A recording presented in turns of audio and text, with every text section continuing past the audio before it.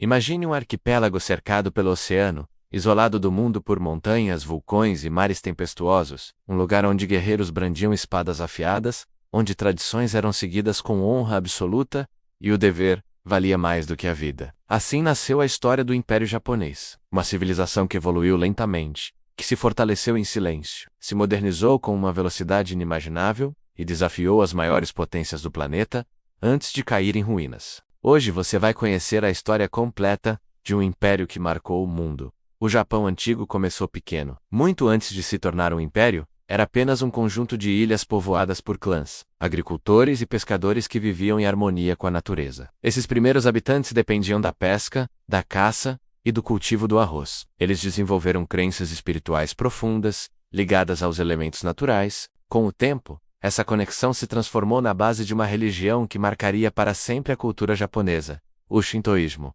Para eles, tudo no mundo tinha um espírito, uma alma. A árvore, a montanha, o rio, a tempestade, tudo era vivo e tudo merecia respeito. Com o passar dos séculos, esses clãs começaram a disputar territórios. Alguns se tornaram mais fortes, enquanto outros desapareceram. E então, surgiu um clã que mudaria tudo: a família Yamato. Ela conseguiu o que ninguém tinha feito antes: unificou as ilhas sob um único governo. A partir daí, nasceu a figura do imperador, visto não apenas como um governante, mas como um ser com origem divina. O Japão deixava de ser um território fragmentado e passava a ser um estado, com rei, cultura e uma identidade própria. Mas o Japão ainda era pequeno, frágil e não tinha força militar. Era apenas uma promessa. Foi então que surgiu a classe dos guerreiros. Homens preparados para a guerra, treinados para lutar sem medo e morrer com honra. Os samurais. Esses guerreiros seguiam um código rígido chamado Bushido, que pregava lealdade, coragem, disciplina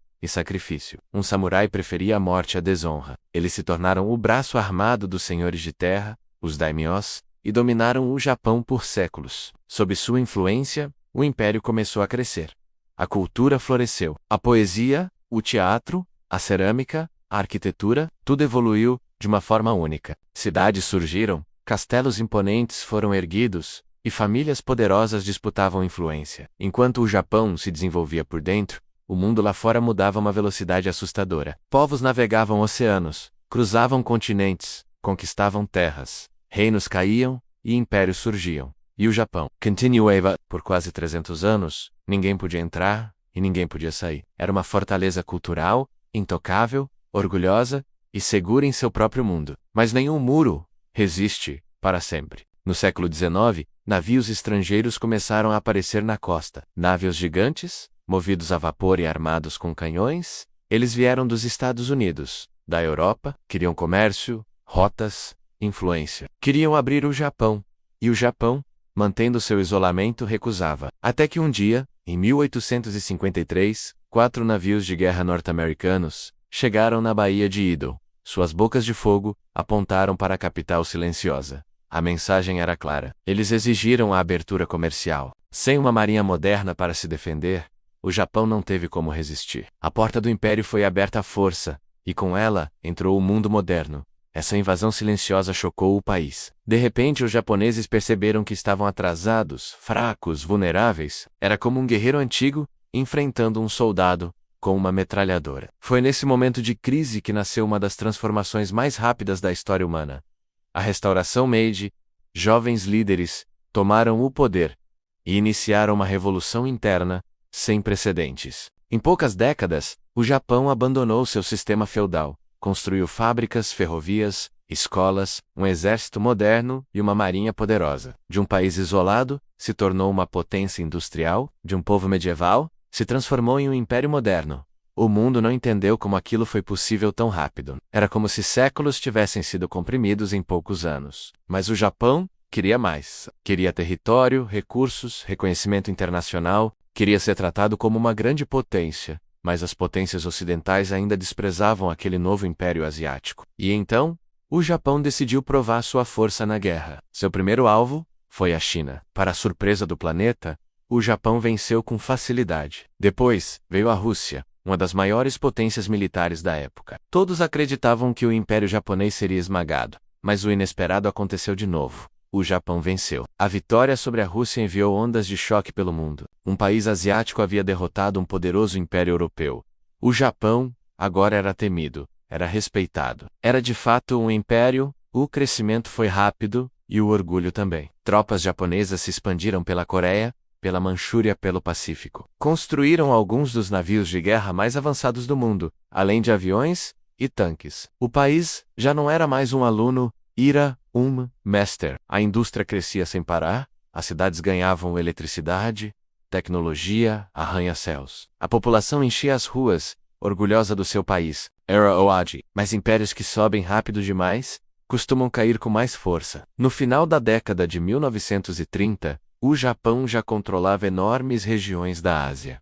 E então, querendo mais recursos e mais poder, decidiu enfrentar quem ninguém ousava enfrentar: os Estados Unidos da América. Em 7 de dezembro de 1941, aviões japoneses atacaram a base naval de Pearl Harbor, no Havaí, destruindo navios e matando milhares de soldados norte-americanos. O mundo entrou em choque. A guerra agora era global. No começo, o Império avançou de forma avassaladora, conquistou ilha após ilha no Pacífico, mas os Estados Unidos, o gigante adormecido, despertaram e responderam com uma força industrial e militar esmagadora. A guerra no Pacífico se tornou brutal, sangrenta, desesperada. Soldados lutavam até a última gota de sangue. Ninguém recuava. Para um soldado japonês, a rendição era a maior desonra. A honra era mais importante que a vida. Mas pouco a pouco, o Império começou a perder. Os navios americanos dominavam o mar.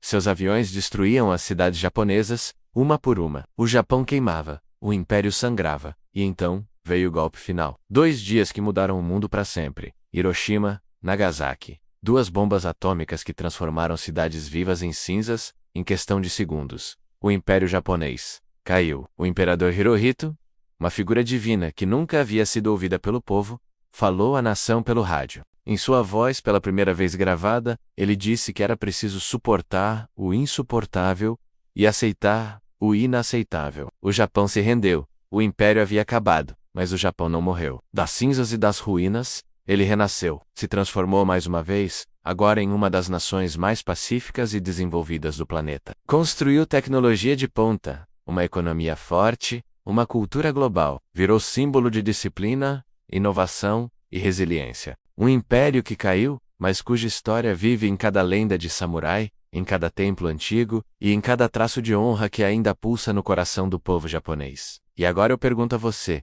se tivesse vivido naquela época, teria preferido nascer como um samurai honrado, vivendo pelo código do Bushido, ou como um inventor moderno, que ajudou o Japão a se transformar numa potência global? Essa pergunta fica para você responder nos comentários. Quero muito saber o que você faria se estivesse dentro dessa história. No próximo vídeo, vamos continuar explorando os eventos que moldaram o nosso mundo. Se você gostou, deixe seu like, se inscreva no canal e ative o sininho para não perder nada. Comente, compartilhe com seus amigos e faça parte dessa viagem no tempo. Muito obrigado por assistir e até a próxima.